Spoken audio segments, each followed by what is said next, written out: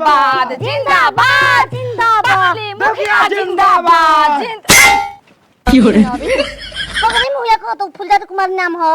फुलझड़िया मुखिया जिंदाबाद जिंदाबाद। देखा भोसरो अगर इनके दान हमके ना जितैलू तार माई को जे कच दे विवाद। आपका चुनाव चिन्ह कैसा है? मेटा छाप जैसा हो। अरे वह पेट से बानी झूठो गांव में घुमाता नहीं। हमा साधा बा जे हमा बमला मुहिया बानी ओने कस दाम बिया जाई बिया जाई वो मुखिया ना बनता ना बियाई बो। कैसे मुहिया ना बन तो बिया काहे? ओही बात पे बात है बा।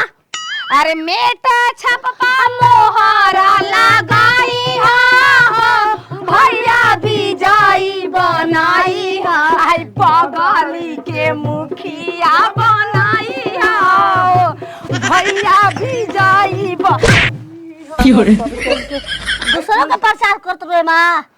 दूसरा का प्रचार करत दूसरा करो हमारा फुलझड़ी नाम है। तू अच्छा फुलझड़ी कुमारी को बुझाई फुलझड़िया जी के जिंदाबाद जिंदाबाद दिखाएंगे फुलझड़िया को जिताएंगे आधा रोटी खाएंगे भैया को जिताएंगे घर घर अलग जगाना है बगली को मुखिया बनाना है। दूसरा का प्रचार ले दिया ठीक है ना।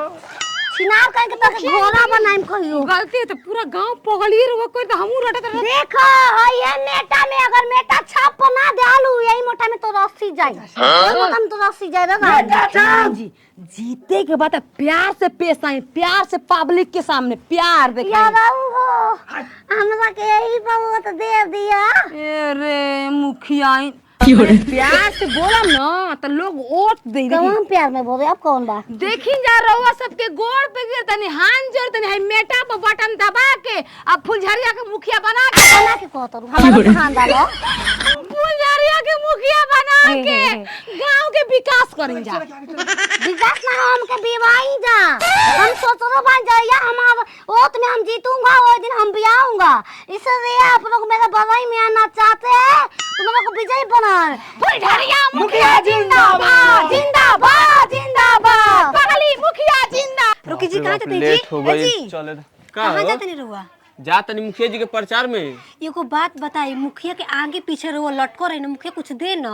कैसे क्या कहतल हो आजकल ना प्रचार के लेकिन 1000 रुपया मुखिया जी देना एक दिन के बताओ 1000 रुपया देना तब का ये तलहार बाहर बाते रानी आगे पीछे ऐसे ही लटको रहे ठीक ना जब तक कुल खत्म ना हो जाए ठीक ना।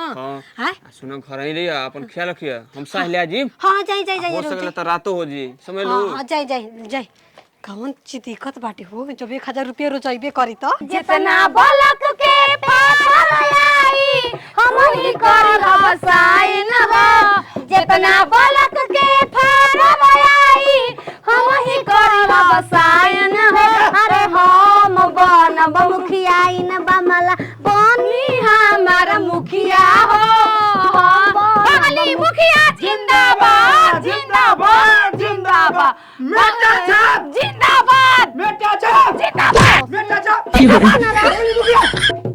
तार माई के चौजा छतिया पावो देखिए मुखिया जी ये सब जयकार लगाया कि सुतलो आदमी जाग जाग हमनी के प्रचार में आइल बन जा गली गुच्चा। जब तक सुरक्षा रहेगा फुलझड़िया मुखिया के नाम रहेगा जब तक सूरज चांद रहेगा फुलझड़िया मुखिया के नाम रहेगा। देखो भोसरो यही काम क्रिया के दिन में तक काम में आता है अगर हमको वोट नहीं दोगो इसी मेटा में काट कूट के भोग देंगे। ये है कुल कटवाए लग जीते ले पहले गोटवे काट दिंगा सब बदलिया बोला बोला ओए ओए ओए लका लका लका ओए ओए भैंस के हैं भैंसा के हैं लेके आइल बने अपन भैंस लका लका लका लका खोल खोल भैंस लेके चलेला भैंसा के तब कहेला उर्र हो कहीं कि ए चाची ए भौजी ए माई ए दादी माई हमर दादी चाची माई घर में बस सकी छिन रही है। अरे जमीनिया छिना रे सब अरे ओए कुकुर आ जे पिल्ली न हस ए असिस्टेंट मेरा केहू बाटे जी स्नैप के का रे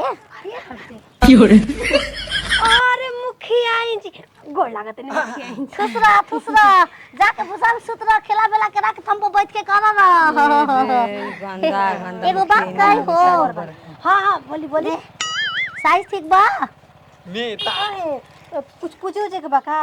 ना ओतबा देबू ते माटवाई तोरे के। देखो मुखिया जी के फुलझरिया मुखिया के एना पर चुनाव चिन्ह मेटा छाप बा, यही पर मोहर घच देन दबा दे के बा। जाना तनी मुखिया जी हम मर्दा ना आपे के मुखिया के रैली में गइल बाटे। लेली कहां बा? रैली में लेली तो काले लोए बीत हमनी गई। के बन जा रैली में। अब तो रही मुखिया जी हमनी के रैली में कहां बाटे होइए देखे। अरे मुखिया जी के रैली में है मुखिया जी के रैली में गइल बाना हुआ। मुखिया जी अब रैली कौन कहां मुया निकल बा। कर मैं खड़े हैं मैं तो छत में खड़ा हूं। अब कौन मुया खड़ली है जी? गुड्डू मुखिया के। हां हां धपतनी में है हम धपतनी उनकर। तो उनकर मेहरारू है उ मुखिया जी नखन रैली में इहे मुखिया ने आइल बड़ी। कोनो बात नहीं के चाहिए यहाँ के खड़ा होके तू बताता सत्तू मुया खड़ली में अपन बटवा और रहे। रे कुल सत्तू पे के हुआ जाई लाल परी कम तक होइबो करे। रउवा चाहे खड़ा होके चाहे मुखिया जी खड़ा होके हमनी के वोट रउवे पे चाहिए ठीक ना। आ देखो हेकर बेहालू थी ना तो नहीं तो दुआरे पर खेरी गिराई बिया के ए जे तू कितना प्यार से कह दिन के आपे के फोदी त तोरा फुलझरिया मुखिया जिंदाबाद जिंदाबाद जिंदाबाद फुलझरिया मुखिया जिंदाबाद पगली को जहाँ देखे मेटा छाप वहाँ लगाए मोहर आप। जहाँ देखे मेटा छाप वही लगाए मोहर आप। आई हा मेटा में हमारा उंगली के दबाई हा अब ओइ जे बियाई तो हम नार काट दियो। मुखिया ने पगलाई कोई हालत में का जरूरत बा ठीक तू ये कुछ खबी तो दादी हां गफलाउती मारा हर काम ना तो रउवा चाहिए से चाहिए तो। अरे पगड़ी प्रधानी लारा तू मुखिया इन बना। आचार संहिता चलता है घरी आचार संहिता जी। अरे प्रचार प्रसार चलता है भाई यार हुआ काम को पड़ल बटे। सुनी पुरानका टेंडर का जितना पैसा बा अब इलेक्शन बाद पास हुई। जी जी अरे मेटा छाप है भाई। ए बचवा नेता पर मोहर मगाई हो और दिन हमके कर देबी वही हो।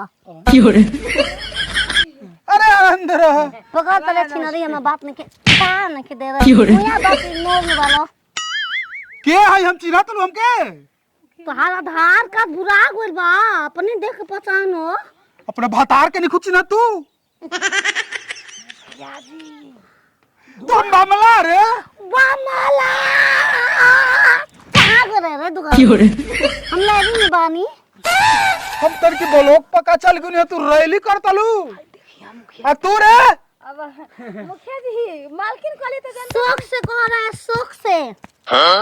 जब से बच्चा भी आएंगे नहीं तब तुमको जिताएंगे नहीं। जिस दिन तुम जीतेगा उस दिन में भी आएंगे। मुखिया हम हई आ तू प्रचार करबो के लेका अपन लेका पैदा करब रानी, दियम बनाए में औरत घर के लक्ष्मी होली स घर में तारा रहे के चाहिए वो हमर बबुआ गांव में घूम घूम दिखावत तलू। बहुत समझैनी है मुखिया के लेकिन एक ना दो चार थप्पड़ मार के हमनियो के लिए पूरा गांव से आधा वोट किलल भाई लाल परी के दम पर लाल परी के वोट पर आयन के धमकी में बानी देखा अरे हारी बन हारी में काट के डाल देंगे। वोट हमर कटल हुआ सतनी के हां कटले माने कि मुखिया ही कटले बाड़ी पूरा वोट हमर मांगे गुरलू वोट हमर काटे कोई रहलू हो देते न खिसो मांगते बाइन को सगिया टोला वोट हलवा पूरी हा कि दे दिया से खा लेबू नहीं बड़ी प्यार से मांगे के परेला बहिनी। तू ना जे छिना पता लिया सो करबो हमरा बात हनी से बिना प्यार कुछ मिले वाला बा कुछ हासिल होई बिना प्यार के बताई मुखिया जी। रख ले हो रख दो हमारा का मतलब है बस हमारे को पेंशन पास करा दी उतने का बड़ा ज्ञान तोर भइल बेटे हमरा के फोन करके बतावली हां करे सरवा तू मुखिया जी मोबाइल को दिल डाले ले वाले गाय के लाना चलावे करला तू प्रचार करतला अभी खाना बना दे बड़ी तू बनाई ना गली कोई जाई समोसा खाना का खाए बस मुंह से बन जमी के। मुखिया जी माय वोट कट जाई आप लगा था। चलो पियावा मीठा मीठा बथे कमरिया में बानी चलो पियावा। अरे कादूनी देख के तू आइलो का कोइलो लाइन था बथे कमरिया हो लेका होई हो चलो चल रे दाता तारा डाटा तो नहीं खी एक काय को पतिसिया झाड़ा में बरा चलो घरवा